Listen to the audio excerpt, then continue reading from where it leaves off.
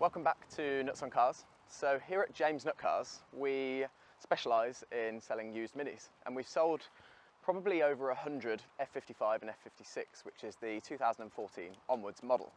So I thought it'd be a good idea to put a video out there in terms of what do you get for your money when you're looking at one of these, what they like to own, and things to look out for, so reliability, if you're going to look at one, say privately or at a different garage, things to just keep an eye out for. Generally they're very solid, very reliable, but there's a couple of little things that I've seen along the way that are worth kind of definitely keeping an eye out for. So what can you get? You've got a few engines available. So you've got a 1.2 petrol, you've got a 1.5 petrol, a 1.5 diesel, which is what this is, the Cooper D, a 2 litre Cooper SD, and a 2 litre petrol Cooper S. So there's a fair few in the range. They are all strong, all reliable. There's none of them that you need to kind of avoid. Today we're going to have a look around this Cooper D that we've got in stock and kind of concentrate on that because it's value for money wise potentially the best one out of the bunch. So the Mini is available in two forms. You've got the F55, which is this one, which is a 5-door, and the F56, which is a 3-door. Personally, I do think the F56, the 3-door, is a better looking car, but if you need the practicality, then obviously this is the better option. So in terms of outside, I think they're a great looking package. Obviously harks back to the original Mini, but they have grown over time. And then in terms of things to look out for on the outside, there isn't really much that you need to kind of suss out, but one thing that's pretty common on them is the front black plinth can go very sort of light blue over time. But there is a quick and easy fix for that, which is you use a heat gun and it literally takes 10-15 minutes and you can bring it back to life. So if you're actually local to us, I'll happily do that to your Mini if you wanted to pop by. So nice and easy for that. This car has got the chili pack. So most of them that you'll look at if you're looking for one for sale will have that pack, which I would recommend. It was a £3,000 option, but it does give you a nice few extras. So this one on the outside you can tell because it's got the 16-inch heli wheels. As I say, coming round to the practicality side of it, they're not kind of the old Mini tiny thing that you expect. So space in terms of inside, I'm 6 foot, there's plenty of headroom, you've even got an armrest. It's a lovely driving position and you don't feel too big. Kind of in an older Mini, if you jumped in, you probably feel like the Michelin Man, but this is a kind of spacious and it feels like a proper car. So yeah, front space is all good. With the 5 doors, obviously, again, being full-size adult, again, headroom is just about okay, legroom just about okay. So you could do a reasonable journey in this. Again, not the biggest car in the world, but more than ample enough for a family of 4. Then in the 5-door, so the 5-door is bigger than the 3, and for that you get a few litres extra space in the boot. So as part of the chili pack again, you get the double layered floor. So you've got the top bit that folds up and then you've got the extra space underneath. So I believe it's 278 litres of space in the 5-door. So again, pretty good for the size of the car. Now, we'll have a proper look inside and I'll talk you through a few of the options that you can kind of get and things that I think you are essential. So yeah, we'll jump inside.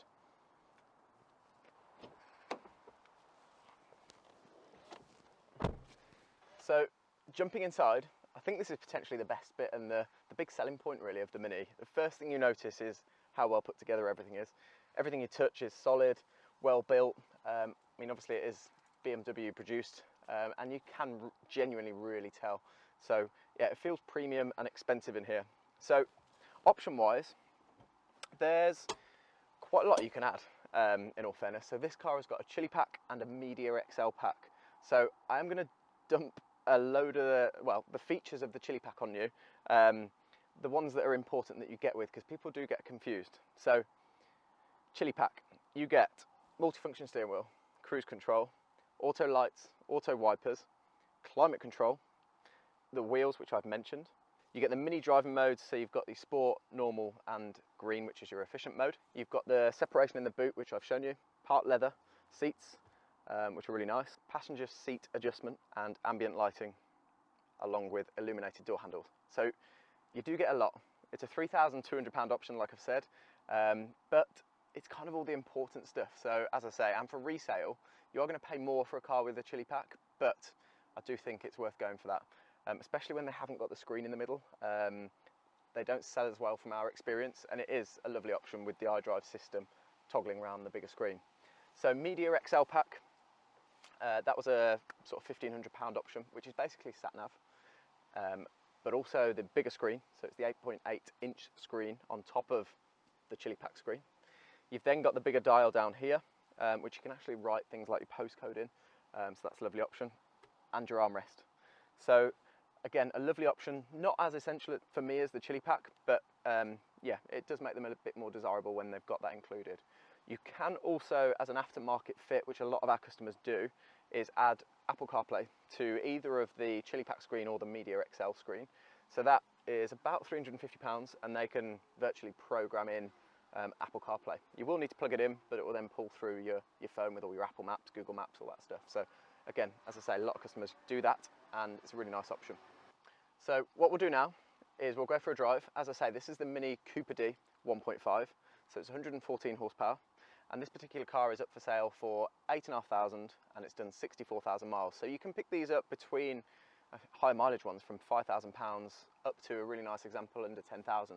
So if you're in that sort of price bracket in terms of in the market, then I think they offer sort of great value for money.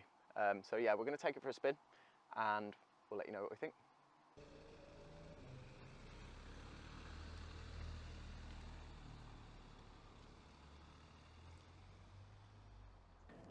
So what are they like to drive? So the first thing you notice when you jump in, again, is that solid, expensive, well put together feel. And the controls, all of them in fact, so your steering, the clutch, the gearbox, everything's got quite a weight to it. Not as much as the previous generation, which I think people didn't quite enjoy, to be honest, because it was a little bit too heavy. And still some people say that these are too heavy. If you're used to driving like a Corsa or something like that, or a Fiesta, you'll jump in one of these and you'll think everything just feels a bit too weighted. But it's all in aid of like a sporty setup and that sort of go-kart feel that they're looking for. So it is the way they all are. I personally think it's really good. So engine-wise, both the 1.5 and the 2 litre, they're not the smoothest engine in comparison to modern day standards in diesel form. It's obviously an 8-year-old diesel, so it's older technology, but they really are, even in just Cooper D 1.5 form, quite punchy. It's 114 horsepower, but there's a load of torque. So you haven't really got to try very hard to kind of get yourself down the road. Now, common fault or something to look out for if you're looking at one and you're on test drive, is just make sure that they are getting that turbo boost, and you'll know if you're driving one and it literally will feel like it's not got a turbo, and it's a common issue where the swirl flaps clog up over time. It is an easy enough fix. It's about £500, and so, but yeah, just look out for that lack of torque at the bottom end. That to me suggests that there is a sort of swirl flap issue which will need sorting. But other than that, the engines are pretty reliable. You see them with intergalactic mileage on, and again, just look out for sort of good service intervals. So they're every 2 years or 20,000 miles. If it's with Mini, it'll be on the iDrive dash. If it's with an independent, which they are a lot of the time at this age, then you should have invoices to back that up.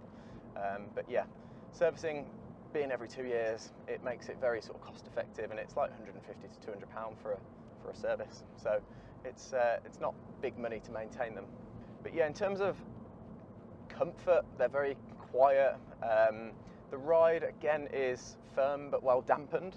So again, it feels expensive over the bumps, but you have got that sporty setup where it doesn't roll around. It is built for agility and a bit more driver focused really than your normal run-of-the-mill Super Mini. So it is very impressive, even with the sort of entry-level 1.5 engine in it. You can really enjoy just driving normally or a little bit more spirited. So cost-wise, fuel economy, I think the official figure is like 78 combined for the 1.5. Like anything, you're not going to quite get that. most of them that I take in and look at the long range averages, they're early 50s. If you try hard on the motorway, you can get closer to 60, but yeah, realistically early 50s, which is pretty good. So yeah, very efficient, cheap to run engine. Along with that, you've got zero tax, so obviously that's a big win. And then yeah, they're just, as I say, you see them for sale with a load of miles, and that's because at 70 miles an hour on the motorway, they are quiet. You've got your Bluetooth audio, you've got your cruise control, you stick it in 6th gear and you just cruise along. They don't get on your nerves, they're not unrefined or anything like that. So you've got that sporty edge, but also it will soak up the miles for you as well. So yeah, in terms of driving wise, I think anybody who goes and test drives one, people genuinely absolutely adore these cars. Whether they're selling one or looking at buying one, it isn't just a run-of-the-mill purchase, that people are emotionally attached to their Mini, whether that be a previous one. Once you've bought into the brand, it just seems to be one of those brands that gets hold of you. And people are so passionate about their Mini, and you can just see why. It's full of character. It's backed up with the way the interior is and all the quirky sort of controls that are kind of reminiscent of sort of an aircraft. And so yeah, they are just that bit different. You are going to pay a premium for it, so they are going to be a couple of grand, probably more than your likes of your Fiesta for the same sort of age and mileage. But I genuinely think it really is worth the extra. So yeah, it's a big yes for how the Mini F56, F55 drives. So yes, big thumbs up from me.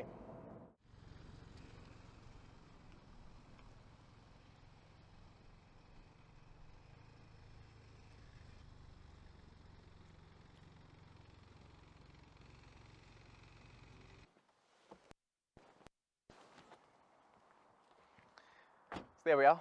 If you're in the market for one of these, for a Mini F55 or F56, hopefully that's given you a little bit of an insight into what to look out for and what they're like. So we're always looking for stock here at James Nutt Cars, so if you've got one already and you'd like to sell it, which is 2014 onwards, under 70,000 miles, please get in touch. Or if you need any advice or any help, drop us a question in the comments. If you're looking at a car privately and you want to have a look at it, anything like that. So yeah, just give us a shout. I'll drop our details in the link below. So thank you for watching. Give us a thumbs up if you like the video, and subscribe if you want to see some more, and we'll see you soon.